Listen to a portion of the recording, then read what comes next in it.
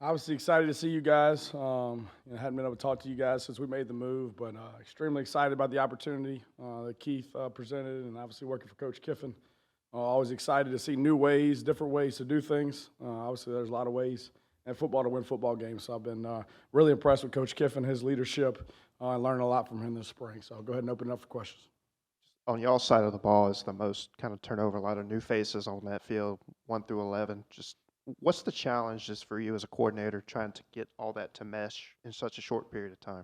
Yeah, I mean, I think the biggest thing, having coached Division II, 1AA, and mid-major, very similar to high school. Like every year, you really don't know what you have, and instead of trying to, hey, here's the system, and try to fit the players to a system, you really try to, okay, who do we have, and what can they do, and then let's put them in those situations that they can excel in. So the hardest piece is when you bring in a lot of new guys, especially after spring ball, and then you don't have them in the summer as far as going through everything 11 on 11. As this fall camp's really important to them. And we got to take this first week, this scrimmage Saturday, to be really big, not just from a personnel standpoint, but more importantly, of all right, what can they do? And let's make sure what we're asking them to do, things that they can do, and not put them in situations that they're not ready for.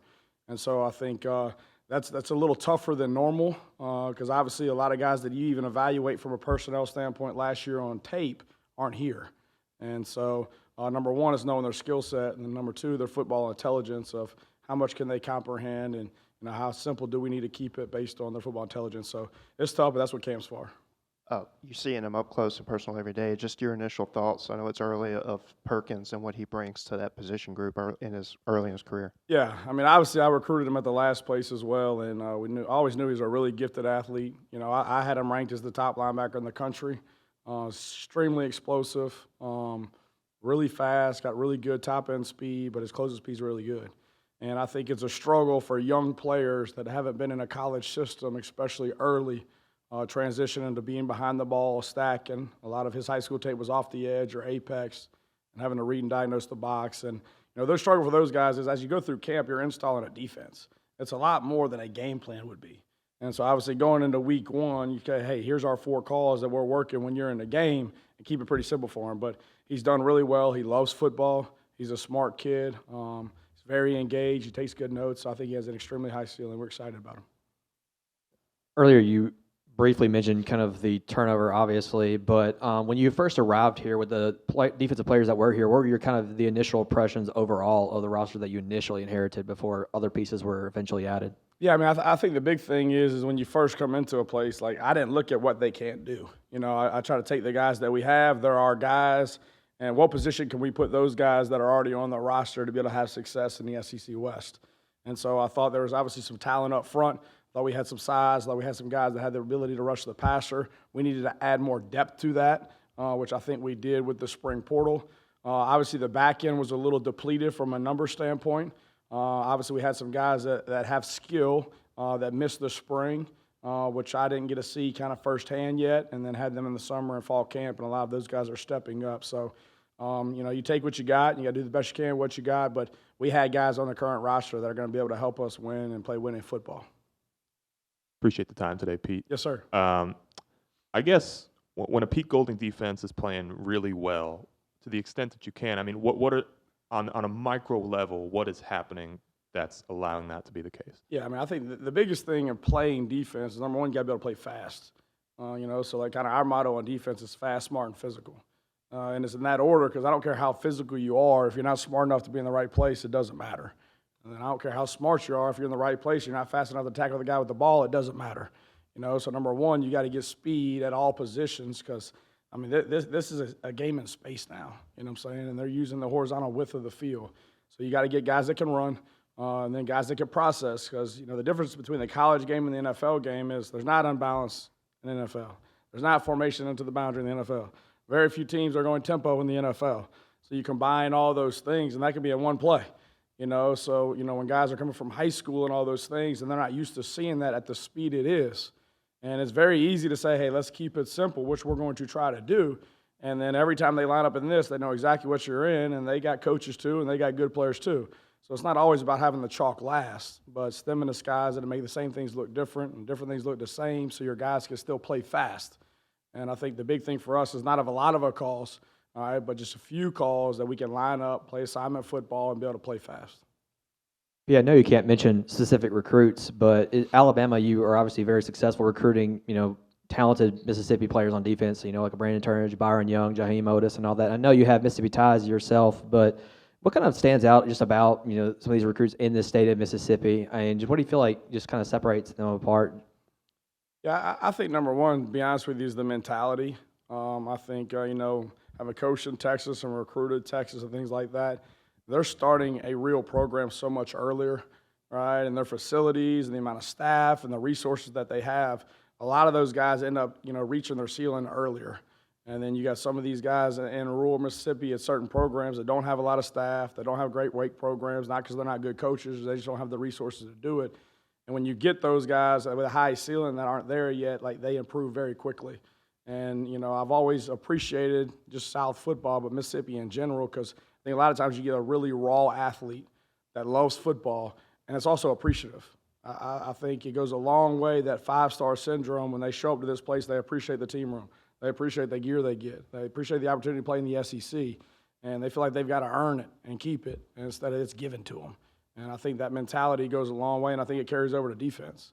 That spot the ball mentality, put the ball down. We're going to play. I don't care if it's the parking lot, the playoffs. It doesn't matter. It's just who we are, and I think a lot of guys, that's ingrained to them at an early age in this state. Pete, at your last stop, you obviously had one of the premier pass rushers in college football in Will Anderson, one of the premier college defensive players. When you look at your defense and the way you want to run things, is there a guy on this team that you say, we need you to play that sort of role? Yeah, I don't think you compare them to a guy, obviously. From a coaching standpoint, I think systematically, based on their skill set, you try to put them in positions to have success. I think sometimes it's actually the opposite of that. And what I mean by that, when you have just a really elite pass rusher, number one, they know where he is at all times. Right? Number two, as soon as you drop him or ask him to do something else, right, all y'all are saying, what an idiot, right? Well, why are we dropping the best pass rusher in the country? Well, because they're sliding to him every time and they're doubling him. All right, and we send two guys off the other edge, right? We got a guy come free. So a lot of times when you have that type of guy, you're trying to suit everything to him and put him in those positions, which the offense knows that too, right? They're going to game plan too. So I think when you have good football players on both sides, you're not as predictable, and what you're asking to do. And I think the morale within the room, everybody gets a little bit here and there, and I think it allows them to practice harder, prepare harder, because they know they're going to play. Now, don't get it twisted. It's great to have an elite player. I think we have some really good players. It wasn't like Will came in as a freshman like that. Coach Sal and those guys did a really good job developing him. And the biggest thing for him is his buy-in to the culture and to the system. And we've got a lot of guys similar mentality right now that are all in and want to do whatever they can for the guys in the room. And I think we'll have some guys step up in some of those roles this year. Pete, John Sokoloff with WCBI. Nice to meet you. Yes, sir. You too. Oxford. Why did you ultimately end up deciding to kind of leave Alabama for Ole Miss? What was the kind of some of the bigger factors there? Yeah, I think it's probably similar to you guys' work too. Like, to me, having played Division II, right, and coaching Division II, like, my goal was always to coach in the SEC. And I think you get so locked in sometimes to a career, and you're focused on, all right, the next step, okay? And it was D2 for me, and then it was 1AA, and then it was mid-major, and then it was SEC, and then I want to be a coordinator in the SEC. And when you're married and you got 3 kids, I think sometimes you lose the value of what you're really about. And so, having won national championships, a lot of SEC championships and all that, I still wanted to go somewhere to where my family could be more involved, all right, number one. But number two, my wife graduated from Ole Miss. She was born and raised in Mississippi. My mom was born and raised in Mississippi. I played in Mississippi. This is my 3rd stint in Mississippi. And so when you can go somewhere that's already had success, that I think is very close to being, elite, year in and year out, and feel like you can have an impact to help that, especially on your side of the ball, while still being somewhere that your wife wants to be, that's always wanted to be, and still do what you love to do. I think that's special. I don't think it happens a lot. And I enjoyed where I was at. I learned a ton. It had nothing to do with Alabama. This was strictly based on trying to be a better husband and a better father. And, obviously working with Nick Saban and now Lane, have you seen any kind of similarities between the two? Any differences? Anything to kind of point out there? Yeah, no, a lot, to be honest with you, especially in a meeting format. Obviously, they're both super intelligent.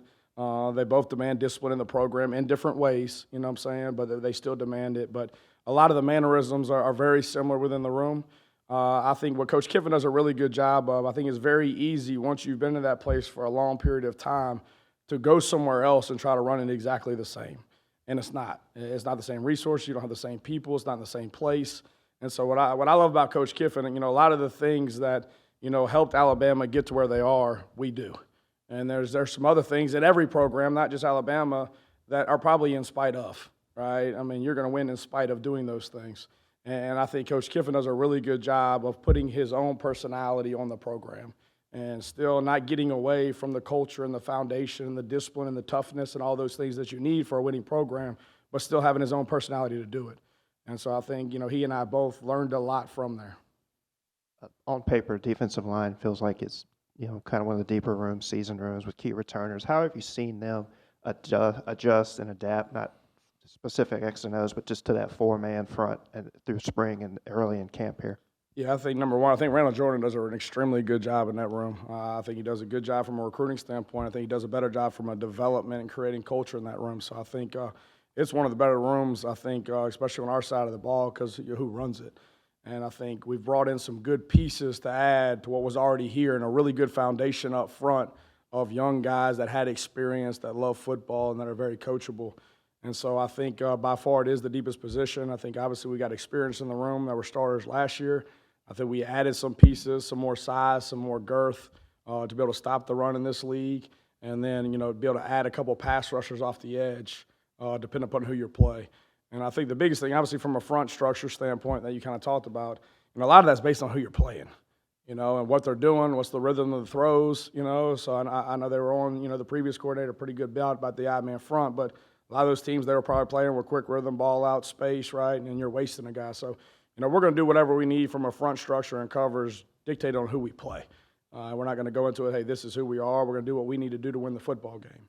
And so they've adapted well. I think some of them, what we're asking them to do is much more natural positionally for them than what they were asking to do before.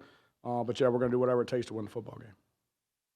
Kind of going off of that, the back end of the defense, what do you feel like the evaluation is of, that area of the defense right now with safeties quarters, of course, with John Saunders playing a little bit more safety in Tennessee, kind of moving up a little bit, kind of linebacker, all that. What do you feel like your evaluation is of that back end right now? Yeah, I think the biggest thing, and this has kind of been my history anywhere I've been, like in order to be able to play man-to-man, you got to have guys that have played man.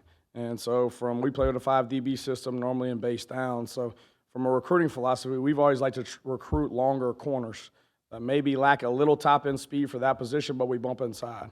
So there's going to be very few safeties that are going to be playing on our roster that didn't play corner, much less in high school, but more importantly probably in college. Because in this league, the matchup issues are primarily in the slot. And so if you don't have the ability to cover in the slot in this league, it's going to be a long night. And so if you got a double guys with a quarterback run game and being down a guy, it's really hard to stop people. So the number one we were trying to improve was the length, right, and speed ratio in the room to be able to have the ability to play man-to-man when you need to. And then be able to mix that up. But I think the experience of the John Saunders of the world, the Dejon Anthonys, those were corners. They played corner where they were at, and they were starters, and they were good players. And now they're playing safety. So it's going to look like you got 4 to 5 corner body, long speed cover guys on the field that are still instinctive. So I think it's extremely important. I think Prince is playing really well right now. Obviously, I didn't get to see him in spring because of the injury. So I think we got 4 to 5 at corner that got size, that have speed, that also have position flexibility, and I think it helps the safety room. Last one from me. You alluded to Centurion Perkins earlier. You and Lane were obviously down there in Hattiesburg when Centurion Perkins single-handedly won Raleigh a state championship. Do you kind of see that as just kind of a full circle type thing? And Lane talked about that particular game being one of the best games from a recruit he'd ever seen on film or in person and all that. What was your impressions of that? Yeah, I think especially I haven't recruited a lot of guys and coaching football for a decent amount of time. Like I think, you always hear the term competitive greatness, and like that to me is like being at your best when your best is needed. And for the kid to show up at the biggest stage that he had been in up to that point, to not leave the field, whether it was offense, defense, or special teams, was pretty special. And then obviously, to end it with a ring on his finger, just kind of shows all his hard work, his dedication. That team coach does a really good job down there too. But like that's the guy you want on your team. And regardless whether you're playing pickleball or basketball or football, like you want that dude. You're picking him first. And so that's what I always loved about him. And on top of it, he had a great personality. So, Those are those 1-1 guys, right, from a culture and production standpoint that are pretty rare. And so we got to do a good job of putting him in the right place and keep it simple and let him be him. Pete, what adjustments, if any, do you have to make playing with the fastest offense in the country and you're on the other side of the ball? Well, it's a beautiful thing, to be honest with you. You don't love doing it day one, you know what I'm saying? So especially when you got a bunch of new guys. But, the benefit is like we don't have to simulate it. So it's very hard when you start playing up-tempo teams in practice to be able to get a scout team to actually simulate the speed of that and still be able to execute. So it's been awesome going against Coach Kiffin and Coach Weiss every day, not only how multiple they are formationally, but the tempo that they play at. And it really allows your guys to have to focus, beat them to the ball, get their cleats in the turf, and execute.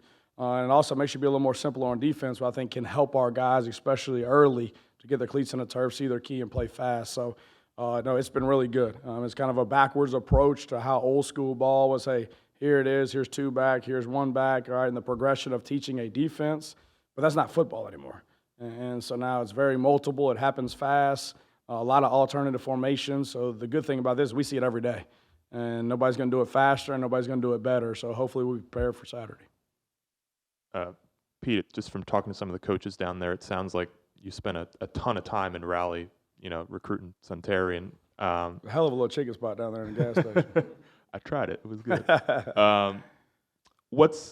What's your relationship like with him? And then once everything was signed and, you knew you were coming here, he was coming here, did y'all have a little bit of a moment? Because it sounds like you've got a pretty tight relationship.